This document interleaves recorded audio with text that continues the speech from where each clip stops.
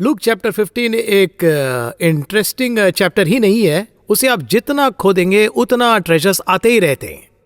इस एपिसोड को देखने से पहले ये प्रोडिगल सन की कहानी तो आप बहुत बार सुने होंगे। पहले एपिसोड को देखेंगे तो ये आपको समझ में आएगा। Welcome to the secrets of the parables.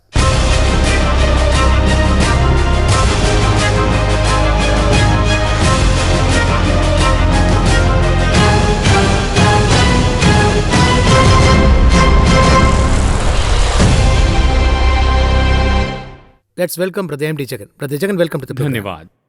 Last programme में हमने छोटा पुत्र के बारे में देखा।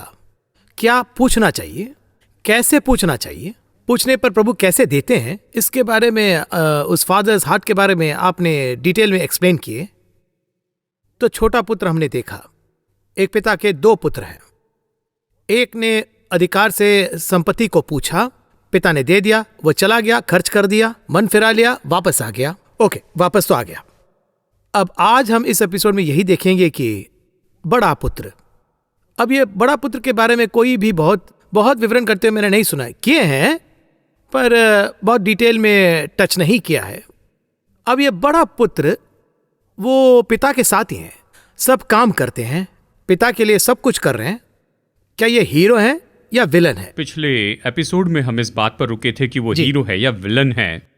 अगर हम इसे यहाँ बेस में देखें तो अच्छा होगा। लूका अध्याय 15 में देखें तो हम इसे पूरी तरह समझ पाएंगे। तो अगर अभी आप पूछे कि हम क्या देखने वाले हैं, ये खोई हुई भेड़ तो छोटा पुत्र है यानी इस्राएल है, और यही तो ये कहानी का कॉन्सेप्ट है। अब ये जो खोया हुआ सिक्का है जो घर में खो गया था जी, वो ये बड़ा पुत्र है। वो घर में ही खो गया है। पहला बाहर खो गया था, भेड़ चली गई थी, इस्राएली लोग दूर चले गए थे, अब घर में ही खो गए ऐसा एक ग्रुप है। अगर पूछे कि वो कौन है, घर मतलब हमेशा परमेश्वर का भवन है, इस तरह हम बाइबल में देखते हैं। घर में खोए हुए कौन है अगर ये पूछे तो विश्वासी उनके साथ ही है। जी हाँ, वो साथ में हैं, रेगुलरली आ रहे हैं, वो चर्च में हैं और वो कहीं भी नहीं गए हैं। देखिए, जब वो सिक्का खो गया था जी, वो तो घर में ही था ना। बाहर तो नहीं, वो बाहर गया ही नहीं। एकदम करेक्ट, बिल्कुल सही। ये तो नए नियम की कलीसिया है, न्यू टेस्टामेंट चर्च। पहले तो व्यवस्था थी, व्यवस्था के अनुसार की सभा इस्राएलियों के लिए, और हम तो नए नियम के चर्च में हैं। यहाँ पर क्या समस्या है ये पूछे तो अब देखिए, इसमें यहाँ पर छोटा पुत्र अपनी संपत्ति लेकर चला गया इस तरह कहते हैं। हम वचन में ये पढ़ते हैं, लूका 15 में देखिए वचन 12। आइए वचन 12 पढ़िए, देखिए क्या कहता है। अब 12 में ऐसा लिखा है कि and the younger of them said to the father, father give me the share of the property that is coming to me, and he divided this property between them. Divided property between them, इन दोनों को दे दी गई थी। तो ये बांट रहे थे, तभी छोटे पुत्र को दे दिया, वो चला गया, पर ये नहीं गया जी, तो देते वक्त इनको भी दे दी। वो लेकर चला गया, ये लेकर वही रहा। तो इन्होंने नहीं कहा कि शेयर नहीं चाहिए, ये नहीं कहा। पिताजी वो मांग रहा है ना, तो ठीक है, बांट कर उसे दे दीजिए। मैं तो आपके साथ पर मैं आपके साथ हूँ, इस तरह से कभी नहीं कहा। तो उसको देते वक्त मुझे भी दे दिया, चालाकी से पूछा। मांगा नहीं, लेकिन जो मिला वो अपने पास रख दिया, तो उसे उन्होंने दोनों के बीच में से शेयर करके दे दिया गया। ओके, परमेश्वर ने व्यवस्था या स्वतंत्रता की व्यवस्था के अनुसार नहीं दिया, सभी को परमेश्वर ने अपनी आशीषें पूरी तरह से दे दी। वो बिल्कुल सही थे। पिता ने अपना काम पूरा कर दिया था। यहाँ जरा गौर से देखिए, जब परमेश्वर ने इस्राएलियों को आज्ञाएं दी तो यहाँ पर यह कहता है, मैंने ये आशीष केवल तुम्हें नहीं दी और तुम्हारे साथ के अन्य जाति दोनों के लिए एक ही आज्ञाएं हैं। इक्वल, इसे अलग मत कीजिए। यदि वो मुझे स्वीकार करके तुम्हारे पास आते हैं तो ये आज्ञाएं उनके लिए भी हैं। कह रहे फेयर ट्रीट करो। अब देखिए, राहब भीतर आई जी, एक प्रोसीजर है, उसे लाया गया। उसके बाद में वो वंशावली में आई। उसके बाद में मोआबिन स्त्री कौन थी? रूत थी। उसके लिए भी यही था। उससे किसी ने नहीं कहा कि ये इस्राएली नहीं है इसलिए इसे चली जाना है। इस्राएल की व्यवस्था, पुरानी व्यवस्था क्या है? सभी लोग एक समान हैं। क्योंकि कहा जाए तो अब्राहम ही तो बाहर से ही आए। हाँ, अब्राहम बाहर से आया। इसहाक कौन था? इसहाक तो वहां पर आया, पर वो इस्राएली नहीं था। इस्राएल के आने तक वो तो हिब्रू थे। असली इस्राएल कौन था पता है? याकूब था। वो पहला इस्राएल था। हम जो यहूदी कहते हैं कहाँ से आए? याकूब का चौथा बेटा था यहूदा। ये सारी घटना सृष्टि के लगभग 2500 साल के बाद में हुई। चलिए यहीं पर छोड़ दें। अब इसे गौर से देखें तो परमेश्वर ने इस्राएल को जो भी दिया है वो सब हमें दिया है, इक्वल। अब उसने हमसे क्या कहा अगर ये पूछे तो, जो आशीषें मैंने तुम्हें दी हैं ये तुम्हारे और दूसरे परदेसी जो तुमसे जुड़ते हैं उनके लिए समान है। अब देखिए, हमें ये बताते समय उसने यहाँ पर क्या कहा, उनसे कहा जो जुड़े उनके लिए व्यवस्था यही है, लेकिन उसने हमसे क्या कहा, न कोई यहूदी न कोई यूनानी, हम सब एक हैं। जी। अब ये मानसिकता तो उसमें नहीं थी, बड़े वाले नहीं के पास थी, नहीं है। बड़े पुत्र में नहीं नहीं है। थी। बड़े पुत्र ने क्या महसूस किया, उसका भाग उसे दे दिया और वो तो चला गया, तो उसे क्यों वापस घर में आने दिया? उसने सारा धन बर्बाद कर दिया, वेस्ट कर दिया। ठीक है, पिता ने संपत्ति को बांट कर दे दिया। ठीक है, अब छोटा पुत्र लौट आया। आने पर क्या पिता ने बड़े से धन लेकर छोटे को दिया? उसने अपना पाला हुआ पशु काटा था, उसने अपने वस्त्र उसे पहनाए, अपनी अंगूठी पहनाई, उसने अपना दिया, तो उसे क्यों गुस्सा आया? इस तरह की मानसिकता आज हम में क्यों प्रभावी होती है, ये पूछे तो परमेश्वर ने उसे आशीष दी तो इसे जलन होती है। इसलिए परमेश्वर कहते हैं कि मैं तो उदारता से देने वाला हूं, तो तुम क्यों जलन रखते हो? आज हम में इस तरह की मानसिकता क्यों आई है? देखिए, जो लोग नई वाचा में हैं, इस्राएलियों को, जो लोग नए नियम में व्यवस्था के अनुसार जीते हैं, वो स्वीकार नहीं करते हैं इस्राएल को। रोमियो की पत्री की शुरुआत में यहाँ पर पौलुस रोमी लोगों से कहता है, क्यों तुम उनसे नफरत करते हो? तुम उनसे क्यों नफरत करते हो? उन्हीं के कारण तो हमने इतना कुछ प्राप्त किया है। इस्राएल से नफरत मत करो, उनके लिए प्रार्थना करो, यानी कि छोटे पुत्र के जैसे उन्हें स्वीकार करो। आज हम उन्हें स्वीकार करने को तैयार नहीं। चलिए इसे इस्राएल के रूप में मत देखिए, इस तरह देखते हैं। कहिए कि हमारे चर्च से कोई पीछे चला गया, प्रभु को छोड़ कर गया, पर वापस आते हैं, तो क्या हम तैयार है कि उसे उसी जगह पर स्वीकार करें? आज का ये प्रैक्टिकल अगर आप देखें तो वो जाकर घूम के आएगा। हम ऐसे ही तो बात कर रहे हैं आज। हम हमेशा उसे दूर करना चाहेंगे। ये वापस आया है जी, इसने सब बर्बाद किया, यही कहेंगे। उनके साथ आप बात कर रहे हैं, उसे फिर से चर्च में क्यों स्वीकार करें? जी। चलो इसे छोड़ दो। क्या चर्च में उसका औहदा उसे वापस देंगे? मुझे याद है एक पास्टर ने मुझसे कहा था कि अगर एक पास्टर ने एक छोटी सी गलती कर दी तो प्रभु ने क्षमा कर देंगे, पर लोग उन्हें क्षमा नहीं करेंगे। देखिए, यही और तो देखिए उनका ये जो स्टेटमेंट वो कितना सही है। 100% सही है। परमेश्वर प्रभु क्षमा ही नहीं करते हैं, भूल जाते हैं। पर ये लोग क्षमा तो करते ही नहीं, पर भूलते भी नहीं हैं। एक बार मैंने ऐसे ही पूछ लिया, दाऊद के जीवन में कौन सी कमी पसंद नहीं आई? ये पूछा, दाऊद के जीवन की कौन सी कमी आपको पसंद नहीं आई? हर एक व्यक्ति ने अपना अपना रीजन क्या एक एक कारण बताया। पर देखिए, बाइबल क्या कहती है? परमेश्वर ने दाऊद के लिए कहा है, उरिया की पत्नी के साथ जो किया उसे छोड़, मैं दाऊद में कोई और गलती नहीं देखता हूं। क्लीनली एक स्टेटमेंट दे दिया, स्पष्ट है। वो तो दाऊद के बारे में सब कुछ भूल गया। देखिए, यही तो परमेश्वर का स्वभाव है। जब पुत्र लौट आया तो उसके पुराने पाप चुभा चुभा कर उससे ये नहीं कहा कि तूने ये पाप किया, तूने वो किया। वो पश्चाताप करके लौटा तो इसने क्या कहा? देखिए, मन फिरा कर वेदना में लौट आया है। तो देखिए, विश्वासियों का काम है कि उसे तसल्ली दे। बार बार उसे चुभाते चले जाना ये मसीह लोगों का काम नहीं है। किसी ने गलती की ये पता चले तो उस गलती को ढांकने का काम विश्वासियों का है। नंगाई को ढांकना विश्वासियों का काम है। हमने नूह में भी देखा, नूह के बारे में देखा है ना। परमेश्वर को देखिए, आदम मैं नंगा हूं कहता है तो उससे पूछता है, तुझे किसने बताया कि तू नंगा है? उन्होंने फल खाया था, प्रभु से दूर चले गए, पेड़ के पीछे छिप गए। देखिए, ये सब कुछ हुआ। फिर वचन कहता है, परमेश्वर ने उनके लिए चमड़े के अंगरखे बना के दिए। तुमने पाप कर दिया, तो अब मुझे क्या करने के लिए कह रहे हो? ठीक है, आपसे बातें करते हुए मुझे एक घटना याद आ रही है और इस घटना के बारे में मैं आपको बताऊंगा। शायद ये मेरी भी गलती हो सकती है। चलिए, जो भी है ये तो गलती ही है, तो इस तरह से कहना गलत नहीं होगा। देखिए, क्या हुआ कि एक बेटी अपने पिता को धोखा देकर शादी करके चली जाती है। उसके माता पिता ने बड़े प्यार से उसकी परवरिश की थी। उसकी परवरिश के समय इस बेटी ने क्या किया? पिता को धोखा देकर वो चली गई। जाकर उसने किसी गलत लड़के को चुन लिया और उसके साथ शादी कर ली। उसका जीवन बड़ी मुश्किल में आ गया। किस हद तक हुआ पूछे तो उसके लिए तो खाना भी दुर्लभ हो गया था। उस स्टेज में चला गया, उस स्टेज पर चली गई। और फिर एक दिन पिता ने बेटी को देखा। वो एक दुकान में काम कर रही थी, तो पिता ने उसे देखा। देखने के बाद उससे बातें की और वो दोनों रोए और फिर उसे घर लेकर आया। लाने के बाद में एक दिन उस पिता ने ये मुझे बताया, इस तरह से मेरी बेटी मुश्किलों से गई। ये सुनकर मुझे इनके बारे में ऐसे लगा, बेटी ने गलती की, परमेश्वर को छोड़ दिया। वो दुख उठा रही है तो उसे दुख उठाने दो, तुम उसे वापस क्यों लेकर आए? एक पार्ट, हमारा एक पार्ट एक भाग इस तरह से कह रहा है उसे वापस क्यों लेकर आए, उसकी गलती के लिए उसे दुख उठाने दो। करेक्ट। सुनने में भी सही लग रहा है। मैंने जो कहा सही है ना? वर्ल्ड डिवाइस करेक्ट है। देखिए, उसने अपने पिता को इस तरह से धोखा दिया तो इसी तरह से उसकी पनिशमेंट है। मेरे मन में यही विचार आया, ये तो सही था, मैं गलत नहीं कह रहा हूँ, ठीक है, लेकिन हमें पिता के हृदय को जानना बहुत जरूरी है। मेरा हृदय बाइबल टीचर का है। जानते हैं पिता का हृदय कैसा है? उसने गलती की है, सब बर्बाद हो गया, उसने आकर माफी मांगी, वो मेरी बेटी है, मैं इसे कैसे छोड़ सकता हूं? यही तो पिता का हृदय होता है। अब देखिए, ये पिता जब छोटा पुत्र आता है तो क्यों बड़ा पुत्र उसे स्वीकार नहीं कर पाया? ये तो उसका भाई था पर पिता का पुत्र था।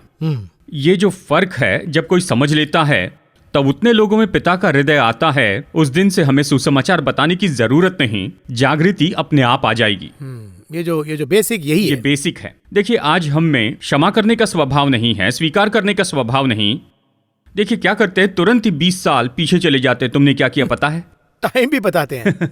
मैं सलाह देता हूं, बहुत से लोग सलाह के लिए मेरे पास आते हैं, मैं बताता हूं परिवार क्यों टूट रहे हैं।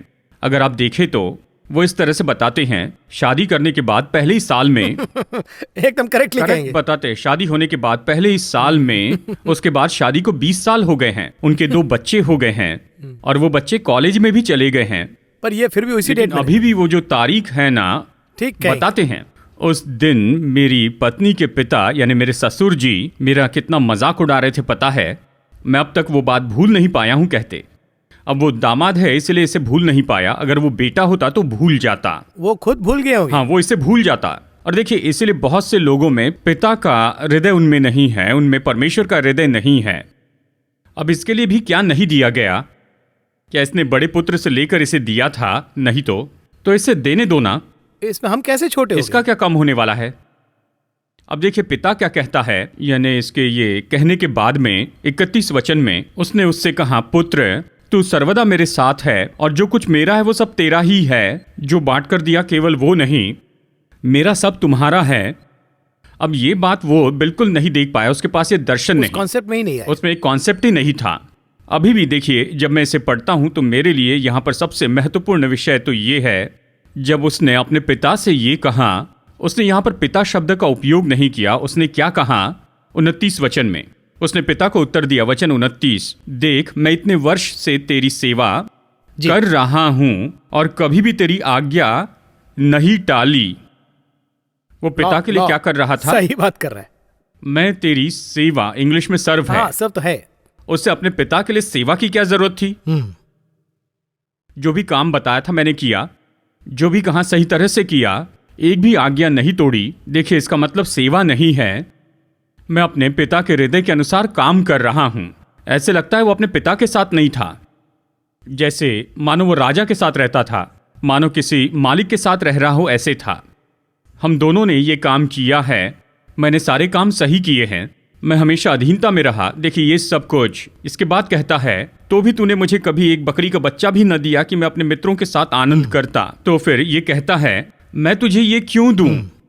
छोटे ने उसके पिता का जो अधिकार था उसका उपयोग किया था ना, है ना? जी हाँ। वो उसका पिता था, पर ये क्या कहता है? तो ये एक ओनर के फीलिंग में है, बस उसी के सोच में ही थे वो। एज पर लॉ, तुमने तो मुझे अब तक किसी तरह से कोई बोनस नहीं दिया, मैंने ईमानदारी से काम किया, तुमने बोनस भी नहीं दिया।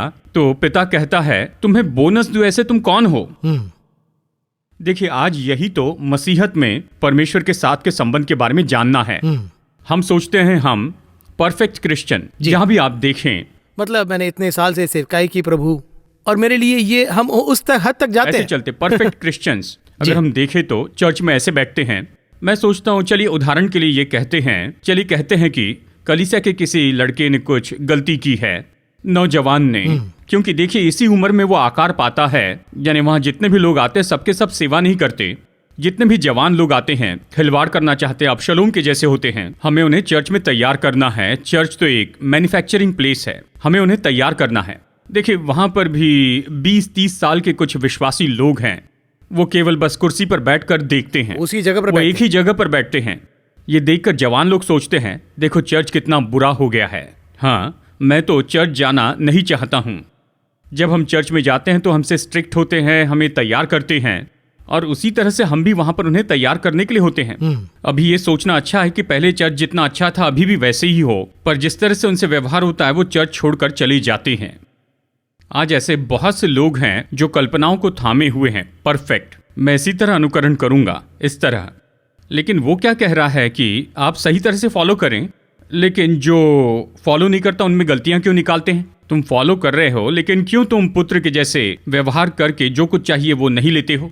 ये ऐसा क्यों है कि तुम में अधिकार नहीं है? तुम मुझे इस तरह से क्यों नहीं देख रहे हो? ये पूछता है। नए नियम के चर्च का काम यही है। देखिए, भीतर में भी खोए हुए हैं। इससे भी बड़ा विषय क्या है, ये बेटा इतने साल से ऐसे है, ये पिता को पता नहीं था। ये घर में खोया हुआ सिक्का है, तो अलग होते वक्त दिखाई देता है। जब इसने उससे कहा केवल तभी इसका ओरिजिनल कैरेक्टर पता चला। तब तक तो मेरा बेटा खो गया है, इसलिए मुझे उसकी परवाह थी, वैसे इसके लिए महसूस किया होगा।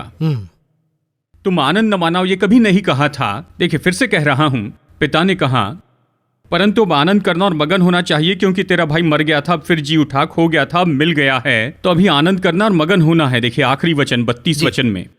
अब वो क्या सोचता है, मेरा बेटा खो गया इसलिए वो दुखी था, वो बोझ बड़े बेटे में नहीं था। जी हाँ, तो ये स्पिरिचुअल स्टैंडर्ड को दर्शाता है। देखिए, पिता तो स्टैंडर्ड में बड़ा पुत्र नहीं है, बड़े में नहीं था। पुत्र खो गया था, जिस पर लौटा तो मुझे खुशी हुई, पर तुम्हें क्यों खुशी नहीं हुई? आज के कोर्ट केसेस भी लगभग ऐसे ही है ना। मेरे पिताजी की संपत्ति को मुझे राइटफुली दो, ऐसे ही तो पूछ रहे हैं। मतलब उस लीगल केस को अगर आप लेंगे तो ये सही बैठता है, क्योंकि आजकल बहुत सारे केसेस में इस तरह के लैंड डिस्प्यूट्स ही ज्यादा है। तो यहाँ पर आप देखेंगे तो यहाँ पर एग्जाम्पल ही अलग है, वर्ल्डली स्टैंडर्ड्स में और स्पिरिचुअल स्टैंडर्ड्स में, इसीलिए कह रहा हूँ। अब देखिए, कुछ ऐसे ग्रुप हैं जो स्वीकार नहीं करते कि ये खोए हैं, वापस आने पर स्वीकार नहीं करते। आज भी ऐसे लोग हैं। देखिए, इसीलिए बाइबल कहती है कि ये तो खोया हुआ सिक्का है, यानी घर में ही खो गए हैं। वो चर्च में बैठे हैं, पास्टर्स जो सेवक गण हैं, स्वर्गदूतों के जैसे। स्वर्गदूतों ने भी तो गलती की थी। एक समय स्वर्गदूतों ने क्या किया, पाप किया और वो नीचे गिराए गए। केवल परमेश्वर है जिसने पाप नहीं किया है, कोई नहीं है। और कोई नहीं, केवल यीशु ही है। यहां तक कि पौलुस कहता है, जो मैं नहीं चाहता वो भी करता हूं। वो बताता है कि बहुत से क्षेत्रों में मैं तो निर्बल हूं। देखिए, यहां पर वो नहीं जानते थे ऐसा कोई नहीं जिसने पाप नहीं किया हो। वो यही सोचते हैं कि चर्च में अगर कोई यानी पाप करता है, वो खो गया है, उसे कैसे वापस लाए। वो तो वहां पर भी एक क्लू दे रहे हैं प्रभु कि उसे क्लीन करो। अब देखिए, उस चर्च में जब पिता आता है, वो चाहता है कि दोनों पुत्र घर में हो। ये उनका ओरिजिनल प्लान। जी हाँ, जो भेड़ खोई है उसे ढूंढना है और सिक्के को भी ढूंढना है, यानी उस घर में कुछ भी खोया हुआ नहीं हो, यही तो अर्थ है। वही उनका ओरिजिनल, ये ओरिजिनल प्लान है। स्वतंत्रता की व्यवस्था और पुरानी व्यवस्था एक होनी चाहिए। नया यरूशलेम इस तरह से बाइबल में विवरण दिया है। अध्याय 21 में बताया है, बहुत ही सुंदर है। देखे तो उसकी दीवारों पर इस्राएल के 12 गोत्रों का नाम है और नींव पर प्रेरितों के नाम लिखे हैं। इसका अर्थ तो ये है, इस्राएल का गोत्र यानी व्यवस्था, और प्रेरितों के जो नाम है स्वतंत्रता की व्यवस्था, वो भी है और ये भी है। जब दोनों मिलते हैं तभी नया यरूशलेम बनेगा। जब दोनों पुत्र एक साथ रहेंगे तो पिता का घर है। देखिए, जब वापस आता है, मन फिराकर वापस आता है, और जो पहले से ही घर में है, ये दोनों एक साथ रहे, ये प्लान। अब देखिए, हम मन फिराकर आने वाले को निचले स्तर पर रखेंगे, उससे अलग रखेंगे, तो फिर क्या नहीं होगा? सही नहीं होगा। यानी उस जगह पर कोई भी अच्छा परिवार नहीं होगा। देखिए, बहुत सी जगह पर आपने देखा होगा या फिर सुना होगा, हम नहीं समझ पाते हैं, लेकिन वो कहते हैं यदि कोई समस्या उत्पन्न करके चला जाए तो उसे वापस नहीं आना चाहिए। अगर वापस आए तो कहेंगे ये हमेशा परेशानी लेकर आता है। ये तो संसार में व्यवहारिक रूप से कहा जाता है। आत्मिक रूप में परमेश्वर के जैसे, परमेश्वर ने जैसे हमें स्वीकार किया, इसलिए परमेश्वर ने कहा एक प्रार्थना में, हम जिसे स्वर्गीय प्रार्थना कहते हैं, उसमें जैसे हम अपने अपराधियों के अपराध क्षमा करते हैं, वैसे हमारे अपराध क्षमा कर। अब यहाँ पर विषय क्या है? मुझे क्षमा करना है ना, क्षमा करनी है। अब छोटे पुत्र के जैसे बहुत से लोग चर्च में हैं। जी, फॉरगिवनेस भी रहना है, फॉरगेटिंग भी रहना है। जी, आज हम ये बड़ा पुत्र नहीं पाते हैं, वो चर्च में ही खो गया है। छोटा पुत्र वापस आ गया है। देखिए, बहुत से लोग मन फिराकर लौटते हैं, परमेश्वर के अधीन होते हैं। कितने तो भी लोग सो कॉल्ड यानी नामधारी विश्वासी आत्मिक विश्वासी हो जाते हैं। उन्होंने अब तक जो गलती की है उसे स्वीकार करते हैं, लेकिन ऑलरेडी एक ग्रुप वहां पर बैठा है जी, रेगुलरली बैठे हैं। रेगुलर बैठा है। वो तो देखिए, यहाँ पर मैं किसी की गलती नहीं बता रहा, पर वो तो खोए हुए सिक्के हैं, कॉइन। वो वहां पर बैठे हैं, पर उनकी आत्मिकता चली गई है। और दूसरी बात, अंदर जो बैठे हैं उनका प्रेयर भी कैसे होना चाहिए वो भी यहाँ पर है। They are traditionally framed. देखिए, वो सब लोग ऐसे सिस्टमैटिक बने हैं। करेक्ट होना है यानी सिस्टमैटिक होना है, लेकिन क्या वो आत्मिक हैं? They are good religious people, but they are not यानी स्पिरिचुअल पीपल। धार्मिक और आत्मिक दोनों में फर्क होता है जी। आज देखिए, ऐसे खोए हुए यानी जो बड़ा पुत्र था ना, कॉइन, वो तो चर्च में खोया है। वो तो बहुत अच्छे धार्मिक लोग हैं, टाइम मेंटेनेंस, एडमिनिस्ट्रेशन, इन सब में बहुत पक्के होते हैं, रिलीजियसली पक्के। लेकिन क्या वो आत्मिक हैं? उनको ढूंढना ही मुश्किल है। आज तो चर्च भी उन्हें ढूंढने की दशा में नहीं है। कहा जाए तो कितना छोटा पुत्र और कितना बड़ा पुत्र, इसे अगर आप लेंगे तो एक असेसमेंट कर पाएंगे। खोजने के लिए क्या करना है? ढूंढना है। देखिए, अब ये साफ करने के लिए क्या करना है वो बताता हूँ। ये चर्च में बताना है, उसके बाद ये एपिसोड खत्म करेंगे। देखिए क्या है यहाँ पर, इस वचन में स्पष्ट रूप में परमेश्वर बताते हैं पतरस की पत्री में, उसका वचन ही तो दीपक है ऐसे कहा। चर्च को उस खोए हुए बड़े पुत्र को ढूंढने के लिए, उसे फिर से यानी उसे वापस लाने के लिए चर्च में उस तरह के वचन होना जरूरी है। बदलाव कौन लाएगा अगर ये पूछे तो वचन ही लेकर आएगा, कोई और नहीं ला सकता। उस वचन में उतना पावर है, केवल वचन में ही सामर्थ है, बाकी सब में सामर्थ नहीं। क्या आज हमारे चर्च ऐसा करते हैं? हाँ, मेरे चर्च में तो वचन है। फिर से कहता हूं, चर्च में वचन होना अलग है, मैसेज का टाइम है। क्या उसमें परमेश्वर की अगुवाई है? आप समझ रहे हैं ना इसे? जी। लाइट होना अलग है, कुछ भी लाइट दे सकते हैं। हम यहाँ पर बैठे और यहाँ पर लाइट्स लगाए हैं, पर सूरज की रोशनी अलग है। सब लाइट के साइड इफेक्ट्स होते हैं, पर सूरज की रोशनी में साइड इफेक्ट नहीं, क्योंकि फिल्टर परमेश्वर ने दिया। आज हम यूवी और ये वो सब बात करते हैं, लेकिन परमेश्वर ने जो दिया वो सबसे उत्तम है। इस तरह से मैं कह रहा हूं, हमारे जीवन में ये जो वचन है चर्च के पास हैं और मैसेज का टाइम भी है, पर क्या परमेश्वर की उपस्थिति है? क्या वहां पर आत्मिकता है? केवल वही ज्योति बदल देगी। देखिए, इसलिए वचन कहता है, वो स्त्री क्या करती है? दिया जलाकर, झाड़ बुहार कर, जब तक मिल न जाए, जी लगाकर खोजती है, जब तक मिल न जाए। देखिए, ये जो दीपक है यही तो वचन है। परमेश्वर ने पुराने नियम में कहा, तंबू के अंदर दिए क्या नहीं होने चाहिए? बुझने नहीं चाहिए। इसका क्या अर्थ है? हमेशा वहां पर वचन होने चाहिए। वो वचन ही गाइडिंग लाइट है। आज वचन न होने का जो प्रभाव है, देखिए बहुत सी जगह पर सेवकाई है। मैं यहाँ पर चर्च नहीं कह रहा हूँ, मिनिस्ट्रीज, उन्होंने क्या कर दिया है? वचन को उन्होंने अल्टरनेट कर दिया है। पैकेजिंग अल्टरनेट करके बहुत से प्रोग्राम्स लेकर आ गए हैं, एंटरटेनमेंट की बातें लाई हैं। वो अपने बीच में ही निर्णय लेते हैं। देखिए वो क्या निर्णय लेते हैं, यानी ये जो है इस तरह होनी चाहिए। यूथ मीटिंग, यानी अगर यूथ मीटिंग है तो उसमें एक डांस होना चाहिए, एक स्किट होनी चाहिए, और एक यानी इस तरह का एक सेक्शन हो, इसके बीच में मैसेज हो। पैकेजिंग जैसे आपने कहा, इस तरह के निर्णय कौन ले रहा है? किसने बताया? ये सब होने से ही वो आएंगे, ऐसा है? ये लोगों का निर्णय है। अब देखिए, ये तो एक कॉरपोरेट यानी एक बिजनेसमैन की मेंटेलिटी है। हम जैसे टूथपेस्ट खरीदते हैं, इन दिनों में बहुत दिलचस्प ऐड है, बिल्कुल नए पैक में उस पेस्ट का नाम लिखा है। देखिए अब तो कवर बदल कर अब ये पेस्ट नए पैक में आ गया है। मतलब पैक तो हमेशा नया ही होना चाहिए। पैकेट नया है, दूसरी बात न्यू डिजाइन, इस तरह रखते हैं। मेरा सवाल तो ये है, उस पेस्ट की डिजाइन का पेस्ट के साथ क्या संबंध है? पैक की डिजाइन का क्या संबंध है? उसके अंदर के पेस्ट का उपयोग करेंगे, पर वो एक मार्केटिंग पैकेज, ये एक मार्केटिंग पैकेज है। ये लोग इसी तरह से करते जा रहे हैं। यूथ मीटिंग हो, लेडीज मीटिंग हो, या फिर वुमेन्स मीटिंग हो, या मेंस मीटिंग हो, या परिवार की मीटिंग हो, इस तरह ये एक बिजनेस पैकेज जैसे है। बिजनेस से पैसे कमाने के लिए नहीं, कवर करने के लिए, पैकेज के जैसे। अगर ऐसे करेंगे तो ही लोग आएंगे, अगर इस तरह से करेंगे तो सेवकाई काम करेगी। इस तरह का पैकेज यीशु मसीह के पास नहीं है। सही है। जहां तक मसीह की बात आती है, पैकेज अलग है। पिता ने कहा मैं इसे करूंगा, ये काम करेगा, बस इतना ही। इसका परिणाम क्या होगा ये सब कुछ परमेश्वर देख लेंगे। हम जो अटेम्प्ट कर रहे हैं वो उनका हमारा प्लान। काम ये है कि तीर चलाए और क्या गिरेगा ये उसकी इच्छा है।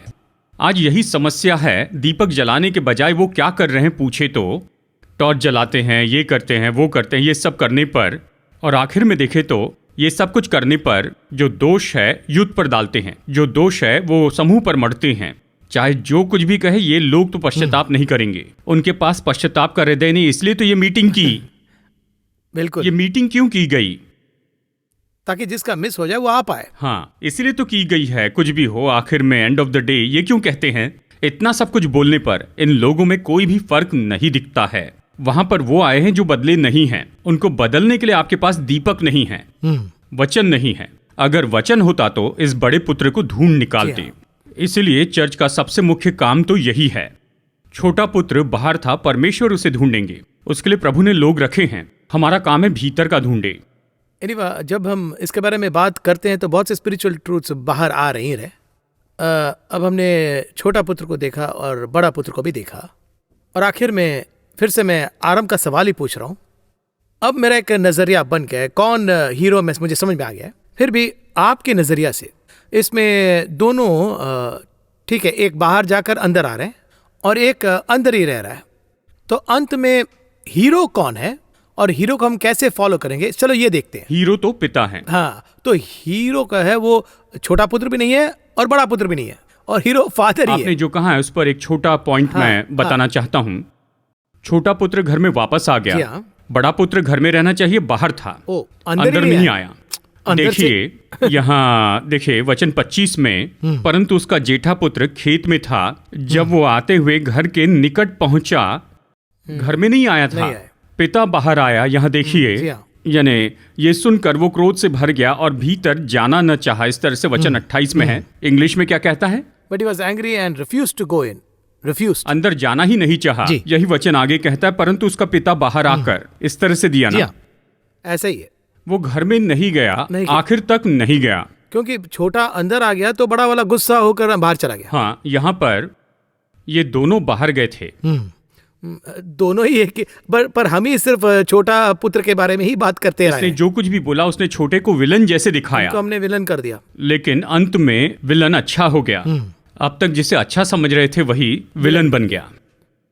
तो ये दोनों घर में रहे, यही तो पिता की इच्छा थी। देखिए यहाँ वचन 28 में पिता उसे मनाने लग गया, अरे तुम अंदर आओ, जल्दी से अंदर आओ। देखिए परमेश्वर, जैसे कि आप हमेशा ये पूछते हैं ना कि आप अंत में क्या बताना चाहते हैं, मैं खुद ये बात बताकर अंत करूंगा। क्या है कि देखिए परमेश्वर की यही इच्छा है कि हर एक व्यक्ति उद्धार पाए। For God so loved the world. बस यही, ये हृदय हम में आए, ये प्रार्थना करनी चाहिए। क्षमा करने वाला दिल आसानी से नहीं आता है। आज इसे बस हमें शुरू करना है। We can forgive and forget. That should be the main important theme of this parable. बहुत बहुत धन्यवाद ब्रदर जगन। ये पर्टिकुलर पैराबल जो है बहुत बार हमने सुना है, पर आज पता नहीं फ्रेश सुनने जैसा लग रहा है। यही तो बाइबल का एक बहुत बड़ा गुण है। पवित्र आत्मा हमें हर बार फ्रेशली देते ही रहा है। तो हमारे अंदर में वो वर्ड किस हद तक होना चाहिए आप दर्शा रहे हैं। बहुत सारी बातें इसमें समझ में आ रहा है। इजरायली नहीं, ये हमारे लिए भी कितना रेलेवेंट है ये भी समझ में आ रहा है। इस कार्यक्रम में आने के लिए बहुत बहुत धन्यवाद। अगले एपिसोड में एक और पैराबल को हम अनफोल्ड करेंगे, बहुत सारे सीक्रेट्स हम सीखेंगे इस कार्यक्रम में। Once again we thank you for coming. धन्यवाद, नमस्कार। दृष्टांत और रहस्य इस कार्यक्रम को देखने के लिए धन्यवाद। इस कार्यक्रम के माध्यम से प्रभु के राज्य के रहस्य को आप जाने होंगे, यह हमारा विश्वास है। इस कार्यक्रम को बहुत से लोगों के साथ साझा करें।